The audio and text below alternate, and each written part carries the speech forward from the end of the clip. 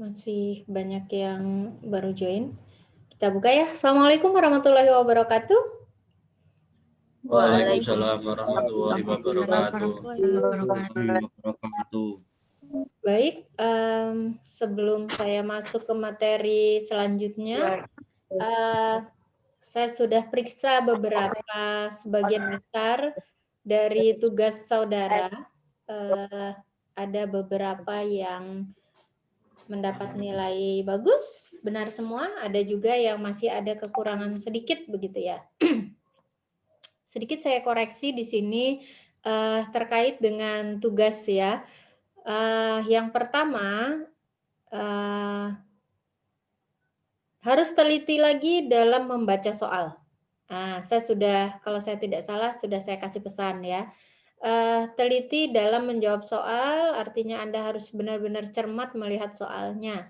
Kalau saya tidak salah, kemarin ada yang salahnya cuman karena harusnya pangkatnya ada minus, tapi dia mungkin tidak terlihat atau apa ya, tapi saya lihat kembali sih di yang saya upload itu jelas ya, itu ada pangkatnya itu ada minusnya. Oleh karena itu, besok lagi harus lebih teliti dalam menjawab soal ya. Kemudian ada beberapa ya mudah-mudahan dugaan saya keliru ya.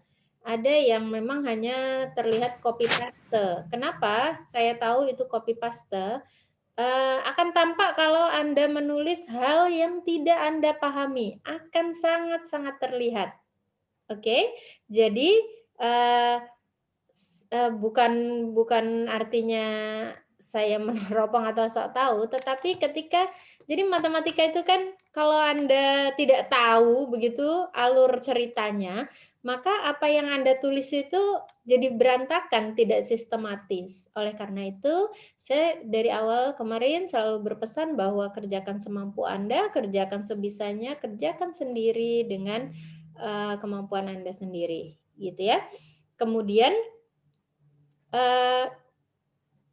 jadi contoh ya, ini contoh. Coba saya share dulu. Nah. Misalkan terlihatnya kenapa? Saya ambil satu contoh. Terlihat kenapa ini bukan hasilnya. Misalkan, dia tulis begini, 3 akar 2 pangkat 3. Secara ini matematis jawabannya berapa ini? Jawabannya berapa? 3 akar 8. Kenapa si orang ini tahu jawabannya 2? Ya kan? Coba secara logika ya. Oke, mungkin tapi positive thinking-nya adalah begini, mungkin maksud dia itu, dia nulisnya itu kebesaran, harusnya di sini 3-nya, 2 pangkat 3. Gitu kan? Itu yang benar, ya enggak? Nah, tetapi di sini teman-teman, terlihat, pokoknya akan sangat terlihat, ada ciri-cirinya. Kalau Anda menulis apa yang tidak Anda tahu. Oleh karena itu, tidak usah saya sebut nama, bahwa apa yang Anda tulis intinya adalah harus Anda pahami, harus Anda kuasai. Jadi, sekali lagi, harus lebih cermat, baik itu menulis, baik itu membaca soal, ya. Oke, saya rasa itu ya. Ya, itu beberapa hal yang perlu saya sampaikan terkait tugas kemarin ya. Kemudian, oke, sebelum saya masuk ke materi selanjutnya, ada pertanyaan dulu mungkin terkait materi kemarin. Mudah dipahami ya, tidak terlalu sulit ya. Apakah ada yang ditanyakan dulu?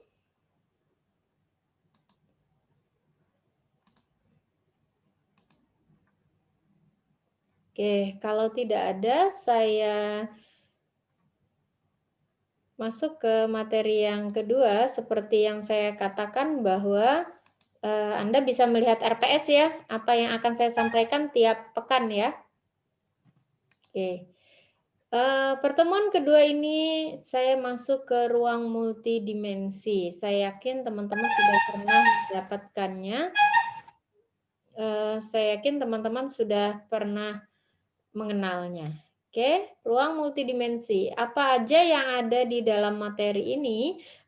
Di antaranya yaitu tentang bagaimana menggambar di koordinat kartesius ya. Oke. Ya. Letak dalam ruang ya. Jadi yang pertama teman-teman tahu sistem koordinat kartesius. Tahu ya sistem koordinat kartesius? Nanti di belakang saya ada gambarnya. Ya, sistem koordinat itu apa? Suatu cara atau metode untuk menentukan letak suatu titik ya. Letaknya di mana nih? Titik ini, koordinat ini letaknya di mana? Ya, sama kayak orang mau membaca suatu peta ya. Dia mau tahu titik letak provinsi DIY itu titiknya di sebelah mana, di koordinat berapa. Itu. Ini sistem koordinat. Kemudian ada sistem koordinat kartesius namanya ya. Ini yang akan kita pelajari ya. Saya yakin Anda sudah tahu apa itu koordinat kartesius.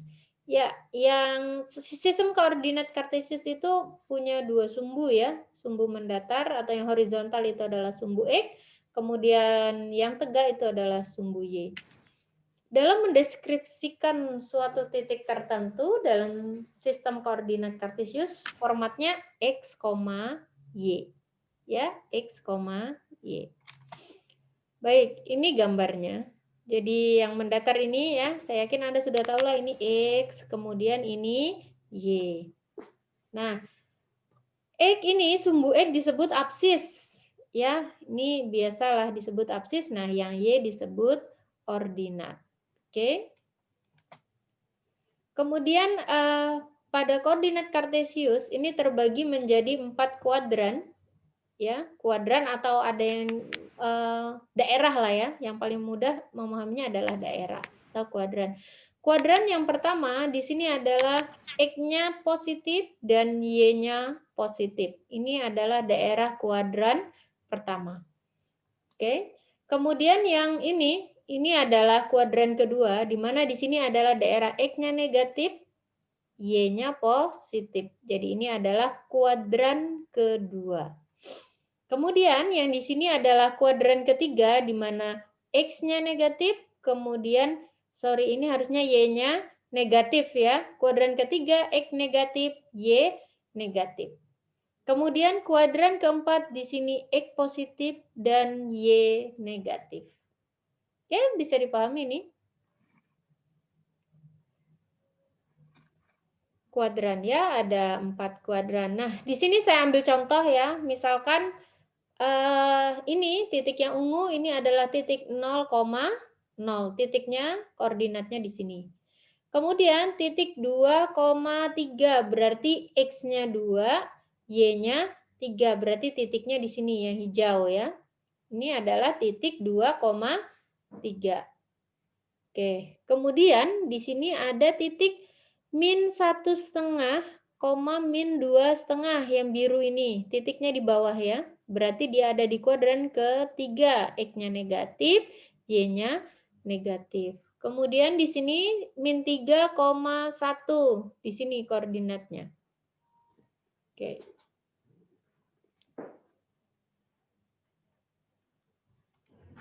Ya.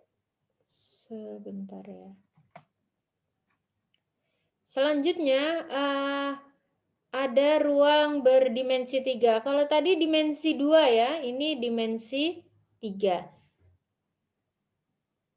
Jadi kalau tadi sumbunya ada 2, ini sumbunya ada 3 yaitu X, Y, dan Z.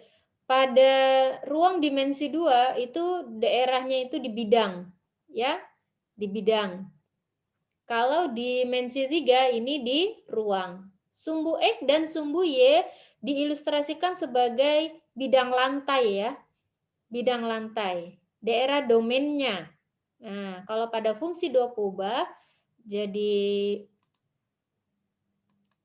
Saya ambil contoh misalkan fungsi f x, y ini sama dengan nanti misalkan suatu z begitu ya.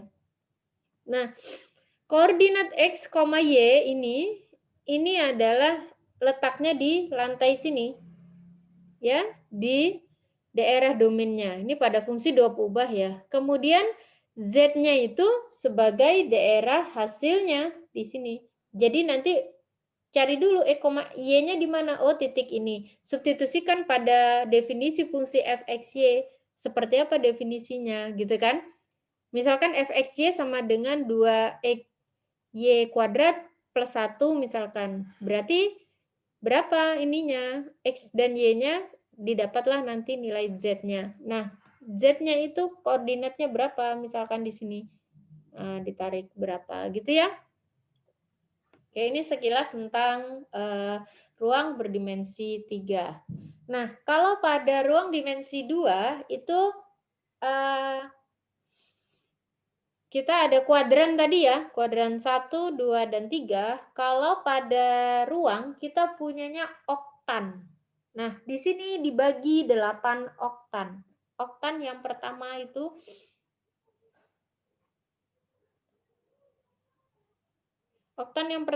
adalah semua daerah X, Y, dan Z-nya itu positif. Jadi di atas bidang ya.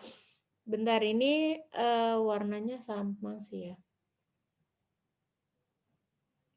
Oke, sebentar. Kayaknya saya ada gambar.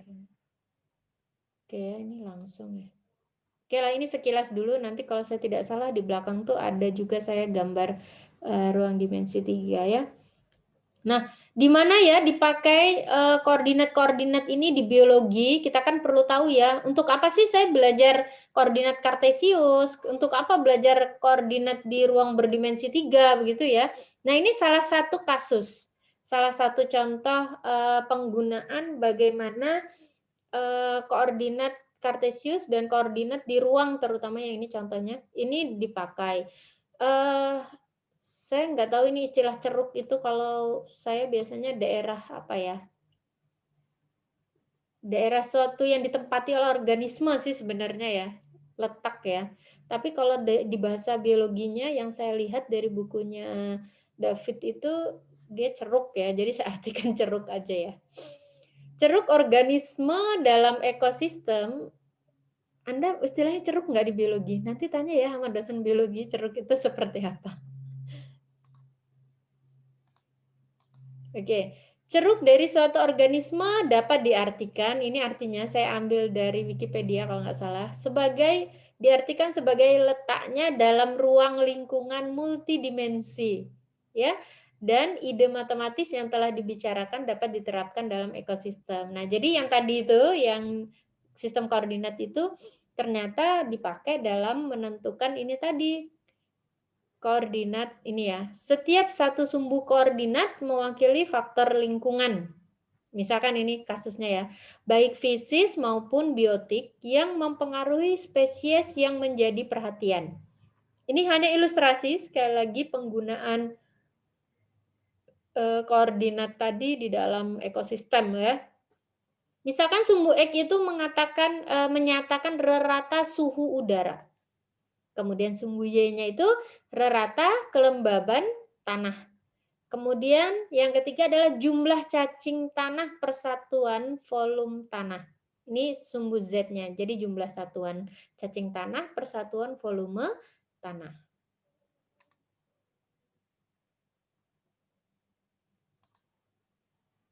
Oke, ini sekali lagi hanya ilustrasi ya, ilustrasi kejadian penggunaan. Jadi untuk mengetahui, berarti kan jumlah cacing tanah ini pasti akan dipengaruhi oleh X dan Y ya, ya enggak? Jadi tadi kan ya, kalau saya punya fxy sama dengan dapat Z begitu kan ya, berarti Z-nya ini kan berpengaruh pada berapa X dan berapa Y-nya gitu kan. Nah, kalau saya artikan dalam kasus ini, jumlah cacing tanahnya ini akan berpengaruh pada rata-rata suhu dan rata-rata kelembapan tanah. Gitu ya. Baik.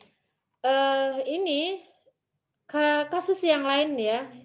Seharusnya misalkan saya punya koordinat begitu ya, ini hanya misalkan, eee, suatu organisme A begitu, dia letaknya ada di koordinat 10,2,15. 10,2,15 ini tadi mewakili koordinat X, Y, dan Z ya. Ya, jadi X-nya tadi apa? Rata suhu ya, suhu yang Y-nya kelembapan. Jadi suhunya kalau suhunya 10, rata-rata kelembapan tanahnya 2, maka jumlah total cacing tanahnya itu 15, gitu ya. Suhu spesies lumut, ini kalau yang lumut, spesies lumut yang memerlukan suhu tinggi, ya kan, ini kan suhu ya, suhunya lumayan agak tinggi, kelembaban tanahnya itu rendah ya, dan populasi cacing tanah dengan jumlah tertentu. Ini populasi cacing tanahnya tadi Z ya. Jadi ini A-nya ini lumut lah, organisme lumut ya. Nah, oke, baik, ini hanya salah satu contoh, ini juga ada yang B, nanti bisa diartikan ya. Nah, ini, bagaimana mengartikan, apa namanya ya, suatu atau membuat model matematis suatu kejadian biologis, gitu ya. Ini contohnya.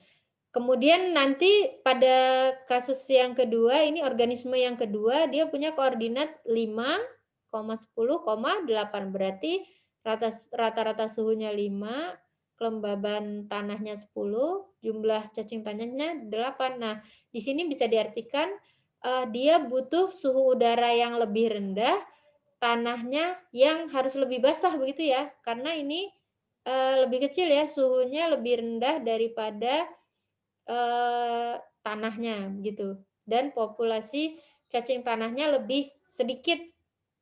Nah, kalau ini tadi kan 15 ya, ini cacing tanahnya 8. Nah, kalau tadi A ini diartikan lumut begitu, berarti berdasarkan 2 kejadian ini, lumut A itu ada pada tanah yang kering, sedangkan, yang B ini pada tanah yang lebih basah dan cuacanya lebih dingin, kan udaranya lebih rendah ya yang B ini. Ya, ini suatu kejadian biologi ya, yang, pada apa namanya, bisa digambarkan dalam koordinat, kartesius di ruang dimensi 3. Oke, sekarang koordinat polar. Nanti nanti saya punya, kalau saya nggak salah di belakang ada bagaimana penggunaan koordinat polar. Kenapa sih di biologi harus belajar juga koordinat polar gitu ya? Nah, oke, kita lihat ya koordinat polar itu apa. Koordinat polar dalam ruang berdimensi 2. Jadi tadi ada koordinat kartesius, ternyata koordinat kartesius juga, bisa diterjemahkan atau bisa nyatakan juga dalam koordinat polar. Kita lihat koordinat polar itu apa? Sistem koordinat polar atau ada juga yang menyebutnya dengan koordinat kutub ya. Ini koordinat kutub, yaitu suatu sistem koordinat 2 dimensi ya, masih di R2, di mana setiap titik pada bidang ditentukan dengan, nah kalau tadi di koordinat kartesius, koordinat titiknya ditentukan oleh sumbu X dan sumbu Y atau apsis dan ordinat, pada koordinat polar dia ditentukan oleh jarak dan sudut. Berapa jauh jaraknya, berapa sudut yang ditempuh. Jadi R, theta. Kalau pada koordinat polar itu R, theta. Koordinat kartesius ini X, Y. Nah, kita lihat dari gambar ini ada hubungan yang nampak ya.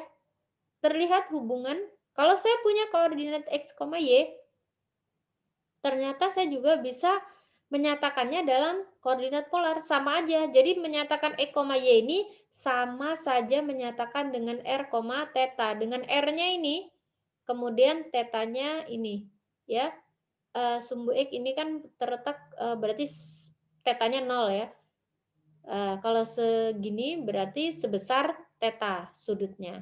Jadi menyatakan X, Y sama saja dengan menyatakan R, theta.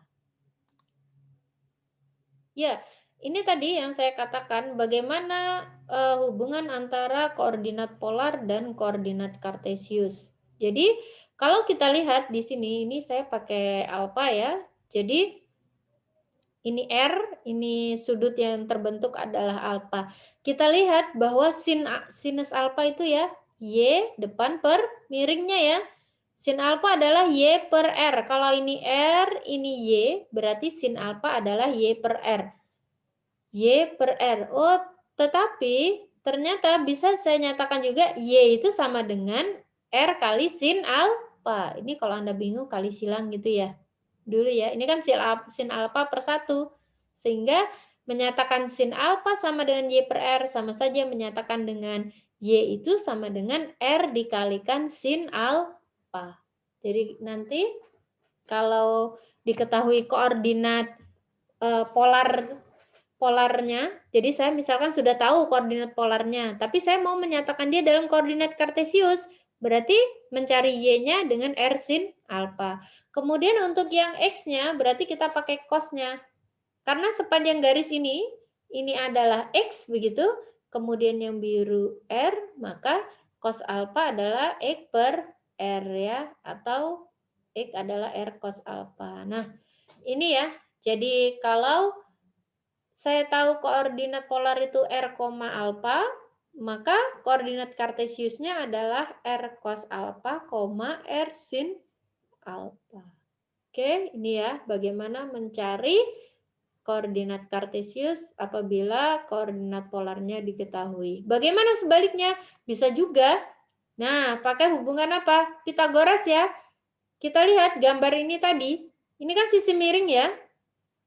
Sisi miring kemudian ini siku-siku ya berdasarkan teorema Pitagoras. Sisi yang di depan sudut siku-siku berarti sisi miring, berarti dia R kuadrat itu sama dengan jumlah kuadrat dari kedua sisinya. Oke ya. Nih ya. Berarti R sama dengan akar dari E kuadrat plus Y kuadrat.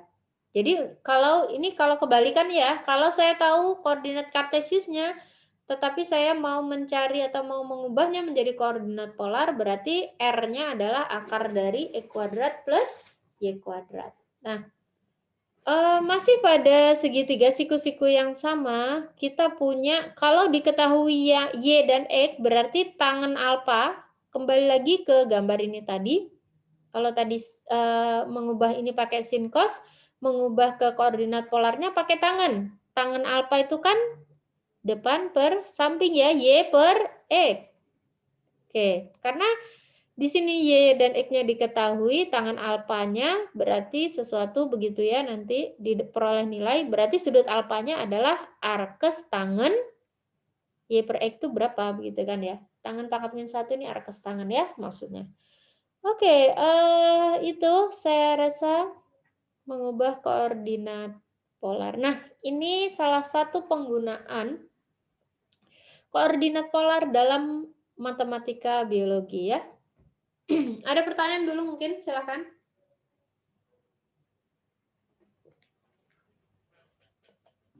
Oke, kalau tidak ada, kita lihat koordinat polar itu ternyata digunakan dalam matematika biologi dalam hal yang berhubungan dengan deskripsi susunan spiral duduk daun pada batang tanaman atau filotaksis. Nah, ini orang biologi harusnya Anda yang lebih tahu dari saya ya.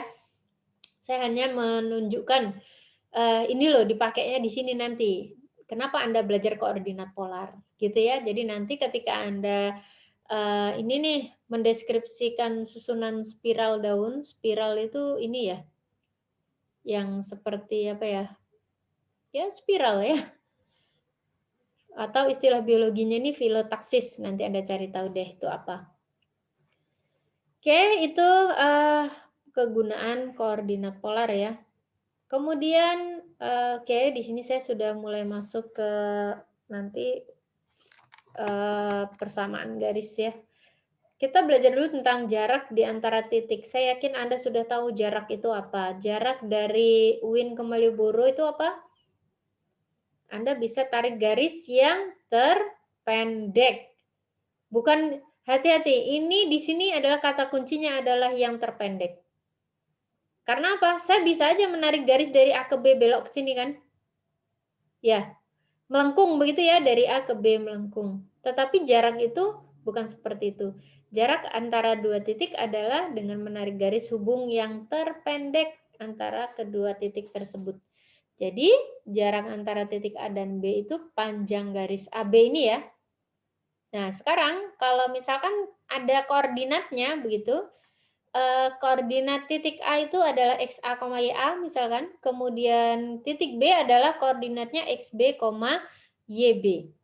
Ya, maka saya bisa mencari jarak antara A dan B ini, garis AB, yaitu dengan akar dari XB-nya ini dikurangi XA, dikuadratkan ditambah YB min YA dikuadratkan. Ya, atau kalau Anda mau ini, ingat, jadi ini ya, ini kan sama dengan tadi ya, teorema Pythagoras ya. Ini sisi miring begitu kan ya. Bagaimana seberapa besar sisi miringnya? Pakai teorema Pythagoras. Oke, tetapi yang paling mudah ya, karena ini nilainya sama ya, XB min XA dikuadratkan itu kan nilainya sama dengan XA min XB dikuadratkan, itu sama saja ya. Karena ini kan nanti toh hasilnya akan positif kalau dikuadratkan. Oke, itu definisi jarak ya. Ya, ini contoh. Misalkan saya mau mencari jarak antara titik P dan Q. Nah, berdasarkan teorema Pythagoras, maka jarak antara P dan Q adalah misalkan X2-nya 5, X1-nya 2, berarti 5 min 2 kuadrat. Nah, Y2-nya berarti 3 dikurangi min 1, berarti 4 dikuadratkan. Oke, berarti ini jarak antara PQ adalah 5. Oke, tidak terlalu sulit lah ya itu. Nah, sekarang bagaimana mendefinisikan jarak di ruang dimensi 3? Di sini ada 3 koordinat ya, X, Y, dan Z. Ya, saya asumsikan dia tidak sama begitu ya. Misalkan ini enggak sama. Maka jarak dari P1 ke P2 adalah, ini notasinya. Ada juga buku yang pakai notasi norm ya. Jadi ini nilai mutlaknya ini garisnya 2. Norma ya, norma atau norm. Nah, ini akar dari X1 min X2 dikuadratkan ditambah Y1 min Y2 dikuadratkan ditambah Z1 min Z2 dikuadratkan. Apa bedanya dengan jarak di dimensi 2? Hampir sama ya, cuman di sini kan ditambahin Z begitu kan ya. Nah, sekarang silakan Anda hitung, tentukan jarak antara titik 3, min 1,5 dan jarak antara dan 2,4, min 3. Oke, silakan Anda hitung dengan ini. Berapa yang Anda dapatkan? Cepat saja ya. Berapa dapatnya? 1 ditambah 25 ditambah 8. Berapa? 65 tambah 25?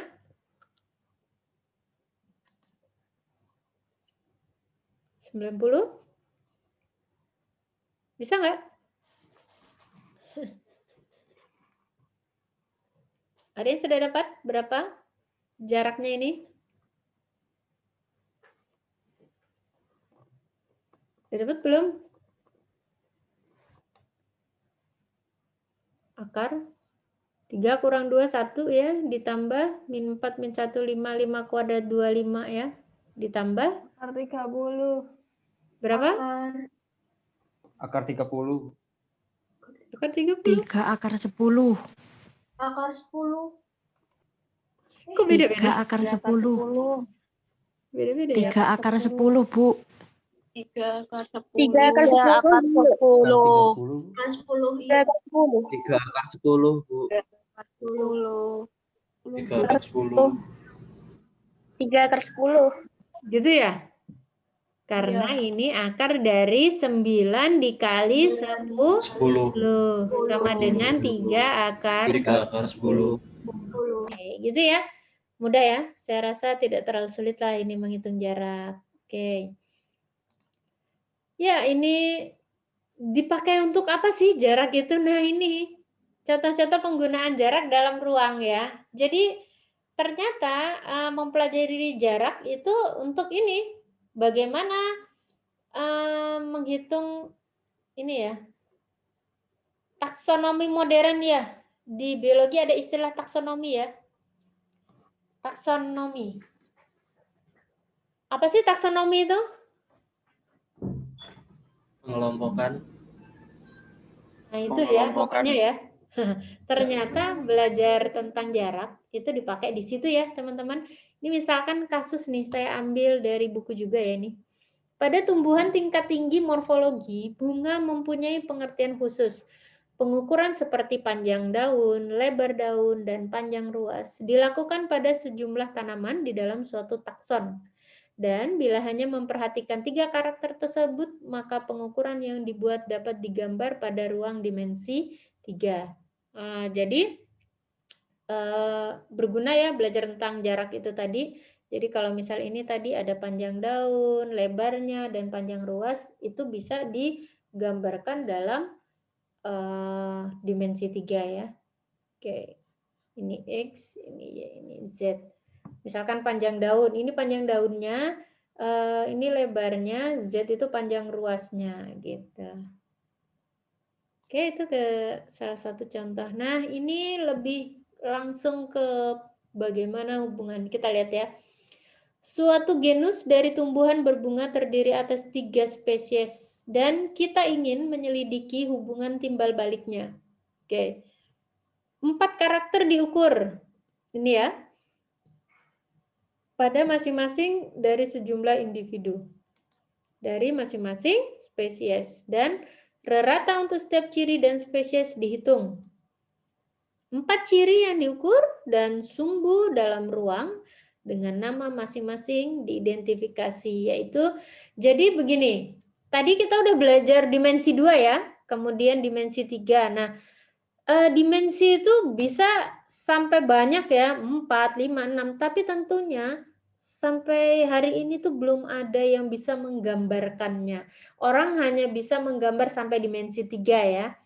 Nah, dimensi 4 belum.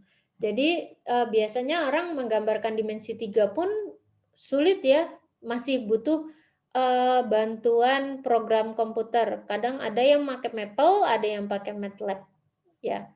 Jadi program kadang orang pakai program. Nah, di sini ada 4 misalkan. Saya mau cari hubungan timbal baliknya itu tadi ya. Nah, ini data yang diperoleh tadi X1-nya itu apa? X1, X2, X3, X4-nya itu adalah ini ya. Panjang daun, ketiga dari dasar batang, panjang ruas, garis tengah corolla. Ini istilah-istilah biologi saya yakin Anda lebih tahu dari saya ya. Jumlah bunga tiap karangan bunga. Ini saya ambil dari bukunya si David itu juga. Nah, ini X1-nya, X2, X3, X4. Misal ada 3 spesies ya, spesies 1, 2, 3. Nah, saya mau cari jarak ya, jarak antar spesies. Misalkan saya mau cari jarak antara spesies 1 dan 2. 2 aja dulu ya. Misalkan saya hanya melibatkan X1 dan X2 dulu. Oke, ini saya cari di sini D1, D2, D3-nya ya. Kita lihat untuk mencari jarak antar spesies 1 dan spesies 2 berarti 3 min 2 ini ya. 3 min 2 dikuadratkan ditambah 6 min 5 dikuadratkan diperoleh ini. Oke. Kemudian D2 ini adalah jarak antara spesies 2 dan 3 ya. Tetapi di sini sekali lagi tetap hanya melibatkan X1 dan X2. X3 dan X4 belum. Ya, komponen yang ketiga dan keempat belum.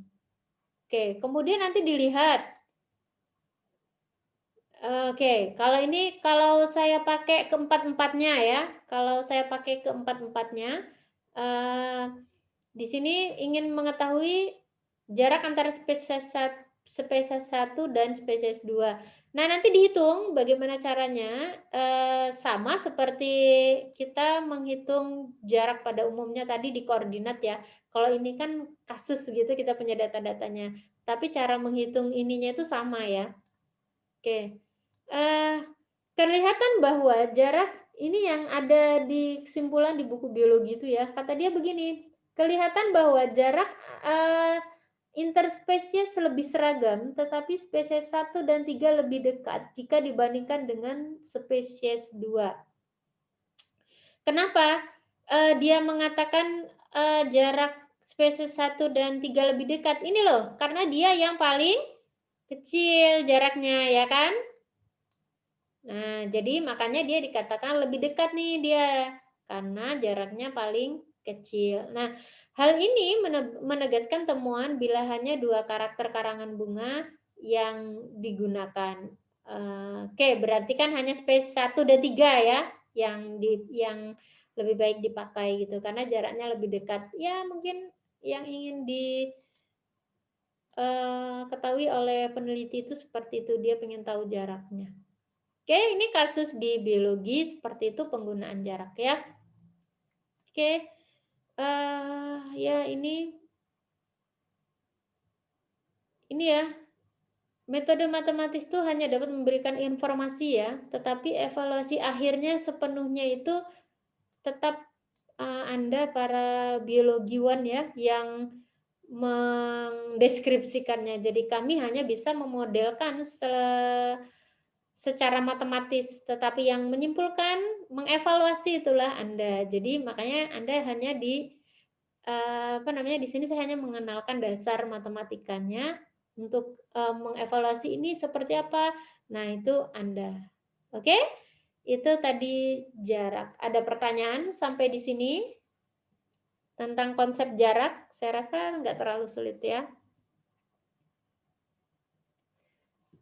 Nah, bagaimana kalau saya punya suatu garis, tapi saya tidak tahu persamaan garis tersebut? Kita bisa lihat di sini bagaimana mencari suatu persamaan garis.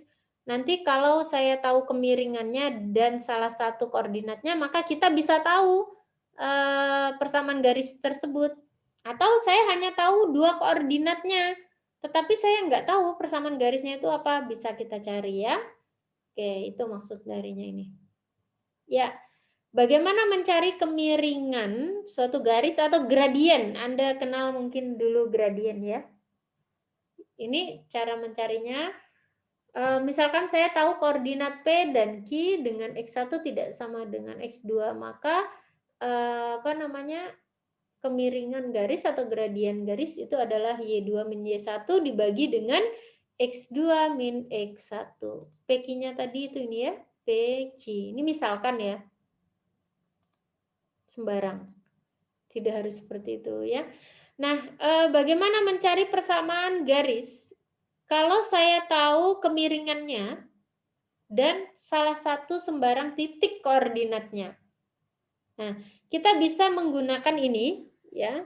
Kita bisa menggunakan definisi ini bahwa misalkan saya tahu koordinatnya P, X1, Y1, maka saya bisa menggunakan rumus ini ya. Oke, Mas Fauzi Wijaya jangan iseng ya.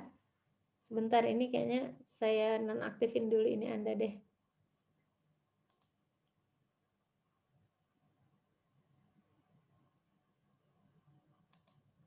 Oke ya. Oke, ini saya tadi sampai mana? Ini ya, bagaimana mencari suatu persamaan garis lurus dengan mengetahui suatu kemiringannya. Kemiringannya misalkan dinotasikan dengan M ya. Kemudian koordinat salah satu koordinatnya adalah X1, Y1. Ya, kita bisa pakai ini. Oke, sekarang saya ambil contoh. Anda boleh hitung dengan menggunakan ini. Persamaan garis yang melalui titik P min 4,3 dengan kemiringan M sama dengan 2. Berarti dari soal ini X1-nya berapa? X1-nya min 4, Y1-nya adalah 3. Kemiringan atau gradiennya 2. Anda bisa substitusikan ke rumus ini. Berapa Anda peroleh?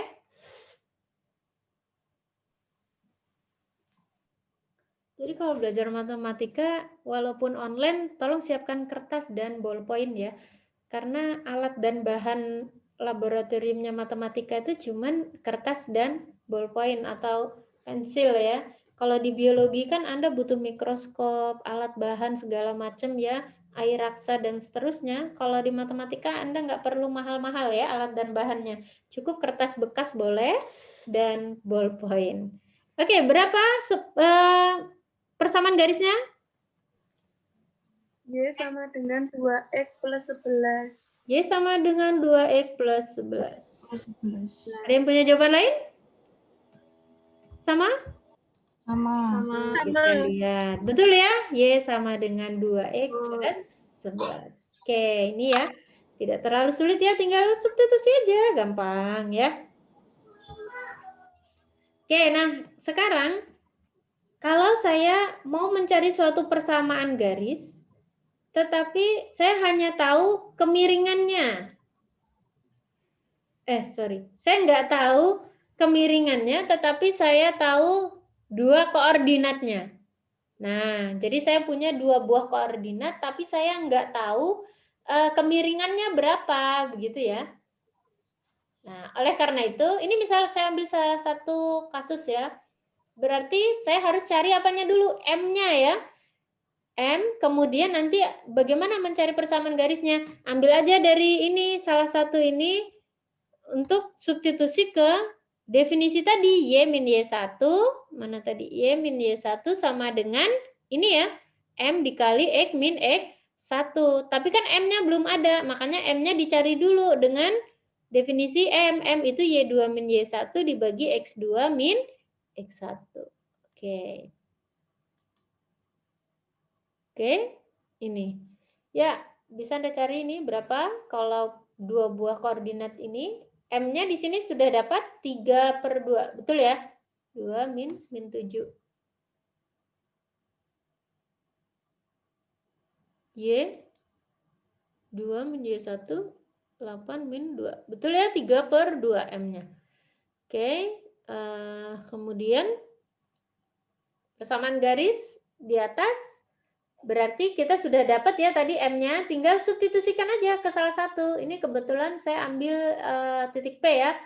Kalau pakai titik Q boleh nggak? Boleh ya. Nggak harus yang titik P. Anda ambil, di sini saya ambil P ya, diperoleh ini. Jadi persamaan garisnya adalah 2Y min 3X plus 20 sama dengan 0. Oke, ada pertanyaan ini? Mencari persamaan garis diketahui dua koordinatnya tanpa diketahui gradiennya. Nah, sekarang kalau saya punya garis-garis yang sejajar. Dua buah garis dikatakan sejajar kalau dia punya kemiringan yang sama. Ini ya.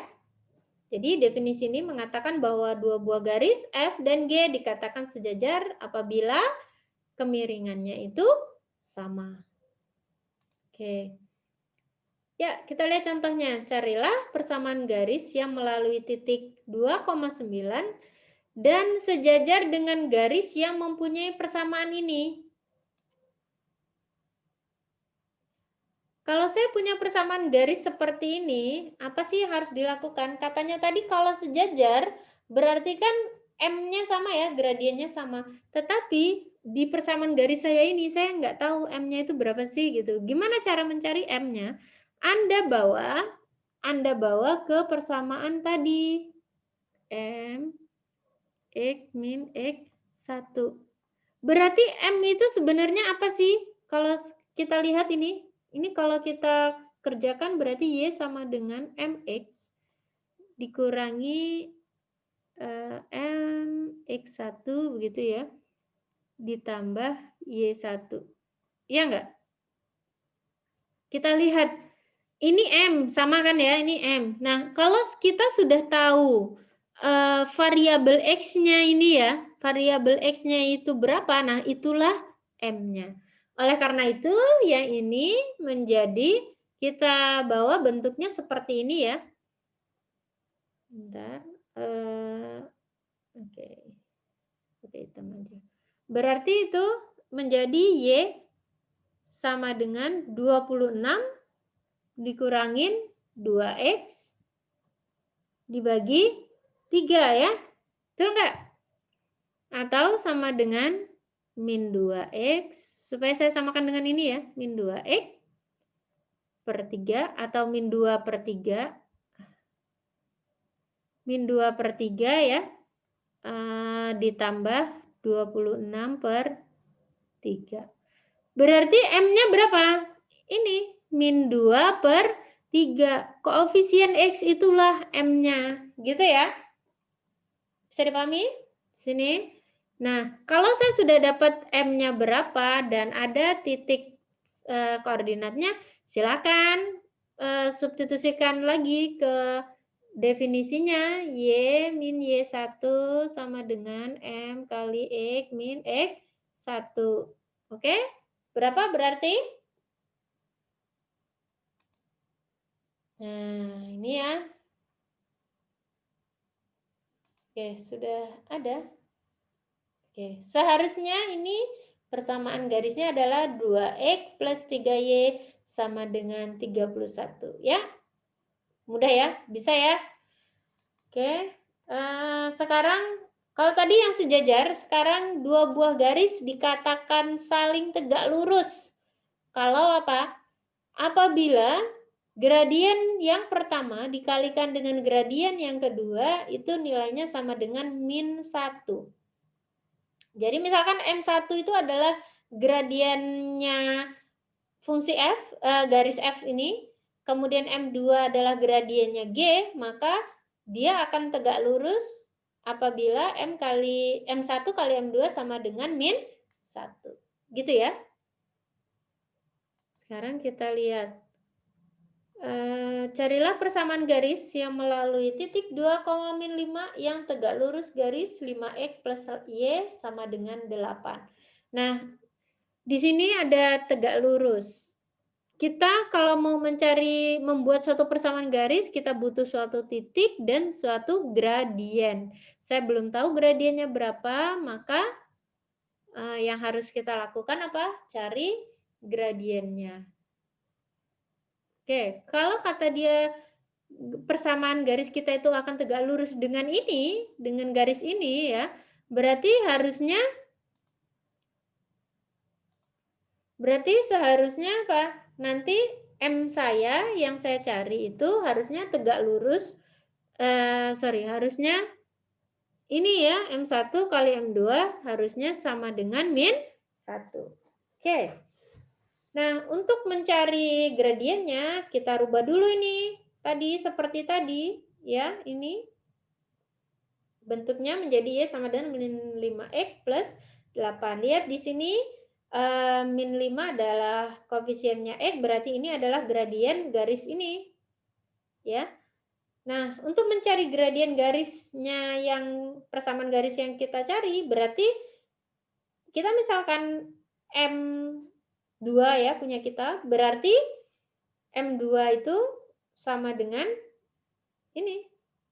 Dikali min 5 sama dengan min 1. Berarti gradien garisnya adalah 1/5. Berarti persamaan garis kita gradiennya 1/5 melalui titik 2, min 5. Oke, berarti persamaan garisnya adalah min X plus 5Y plus 27 sama dengan 0. Itu ya. Nah, sekarang bagaimana mencari jarak titik terhadap garis? Oke, kita lihat. Untuk menghitung jarak dari suatu titik P terhadap suatu persamaan garis, ya ini AX plus BY plus C sama dengan 0, dapat dilakukan dengan persamaan berikut ini. Ini ya D-nya, yaitu ini definisinya. Jadi kalau diminta menghitung jarak dari suatu titik, titiknya adalah X1, Y1, kemudian persamaan garisnya adalah ini, maka Anda bisa dengan mencarinya nilai mutlak.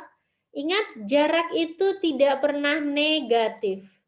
Ya, jarak tidak pernah negatif.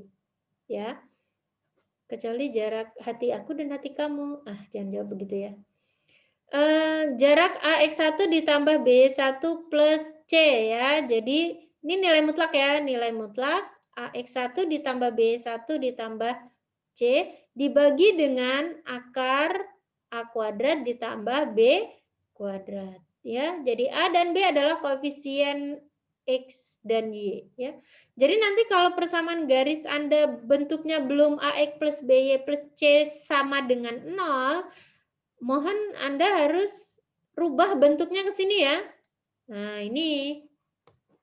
Oke, itu. Jadi, cara mencari jarak. Nah, ini contohnya. Tentukan jarak D dari titik 2,-1 ke garis ini. Oke, ini kebetulan bentuknya udah bagus sekali ya. Ini udah AX plus BY plus C sama dengan 0. Dari persamaan garis didapat ini, dari sini berarti A-nya 3, B-nya -4, C-nya 6. Nah, ini X1-nya 2, Y1-nya -1. Tinggal substitusi, berarti jarak dari titik itu ke persamaan garis adalah 3/5 ya. Oke, itu. Oke, saya lanjut ke persamaan linear. Saya mau cepat ya, ternyata masih banyak loh. Persamaan linear berarti persamaan yang memuat variabel berpangkat 1. Nih, bentuk umumnya seperti ini. Lihat, Y dan X-nya tidak ada yang pangkat lebih dari 1. Ya, ini Y pangkat 1, X 1 pangkat 1. Bentar, malah jadi nggak kelihatan. Oke. Ya, kita lihat di sini Y-nya tidak ada yang berpangkat ya, tidak ada, dia hanya pangkatnya 1, kemudian ini koefisien X1, X2, dan seterusnya, semuanya pangkat 1. Ini bentuk umum persamaan linear. Oke. Nah, 2 sifat penting itu tadi ya, jadi dia hanya berpangkat 1, intinya itu.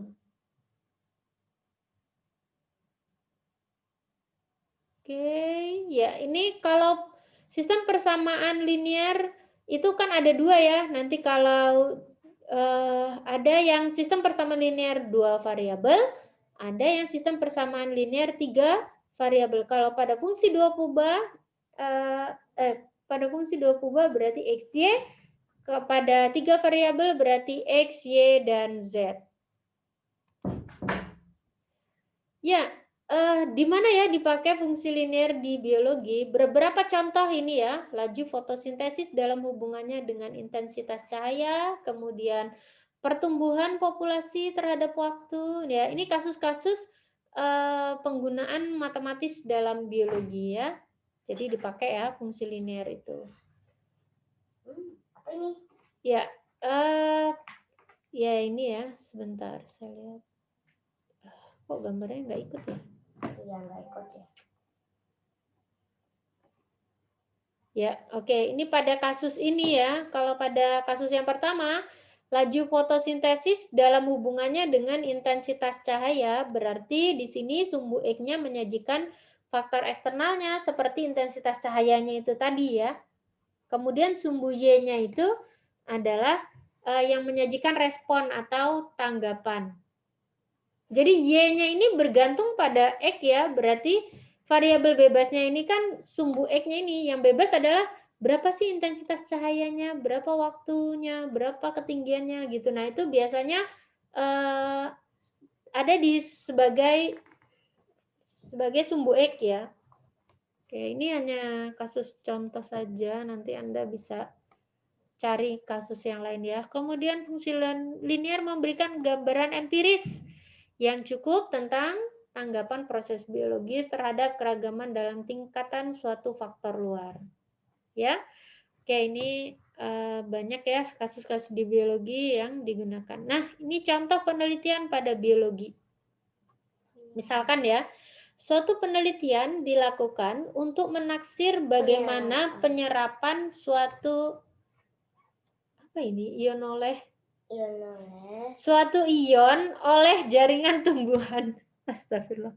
Ini harusnya penyerapan suatu ion oleh jaringan tumbuhan dipengaruhi oleh suhu.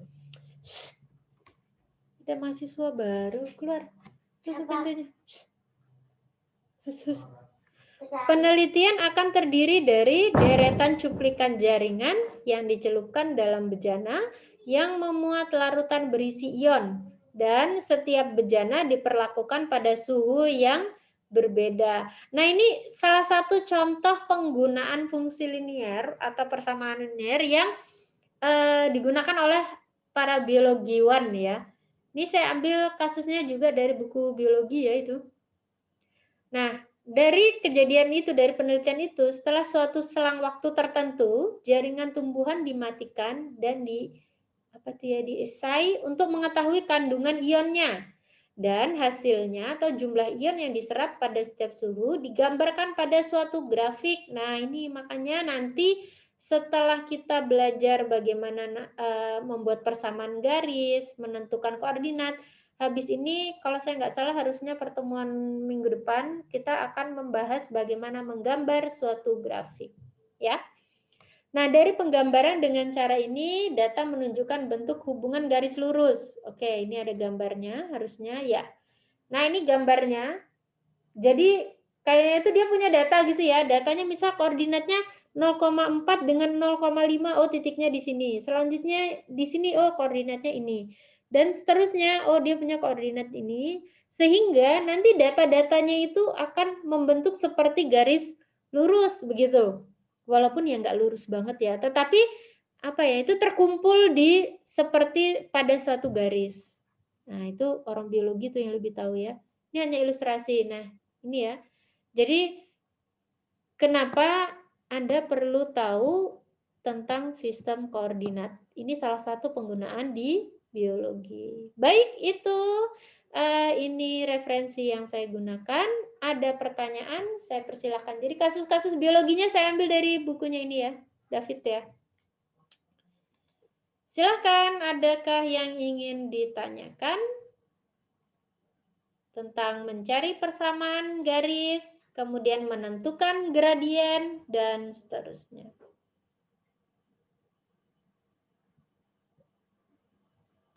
Ada yang ingin ditanyakan? Udah paham semua nih ya? Kayaknya ya, udah bisa ya. Karena saya yakin Anda pasti sudah bisa ya gambar koordinat kartesius ya. Silakan kalau ada yang ingin ditanyakan, insya Allah nanti materi akan saya share di Google Classroom dan latihan, silakan Anda coba ya. Kalau Anda punya atau menemukan kasus di biologi yang terkait dengan persamaan linier, Anda boleh share, siapa tahu teman Anda tertarik untuk memecahkan bersama. Gitu ya. Oke, ada yang ingin ditanyakan? Cukup? Ya, kalau tidak ada, saya cukupkan materinya. Silahkan Anda perdalam, pelajari lagi bagaimana cara menentukan persamaan garis. Jadi materi kita hari ini seharusnya Anda sudah bisa sudah tahu bagaimana persamaan, bagaimana membuat persamaan garis kalau hanya diketahui titik dan kemiringannya, atau bagaimana menentukan persamaan garis kalau hanya diketahui dua buah titiknya, dua buah koordinatnya, dan bagaimana menentukan koordinat di kartesius ya, di bidang, dan seterusnya. Oke. Sekian dari saya. Kalau tidak ada pertanyaan, saya akhiri. Assalamualaikum warahmatullahi wabarakatuh. Terima kasih. Waalaikumsalam warahmatullahi wabarakatuh. Salam warahmatullahi Terima kasih, wabarakatuh. Bu. Oke, terima kasih. Terima kasih, Bu.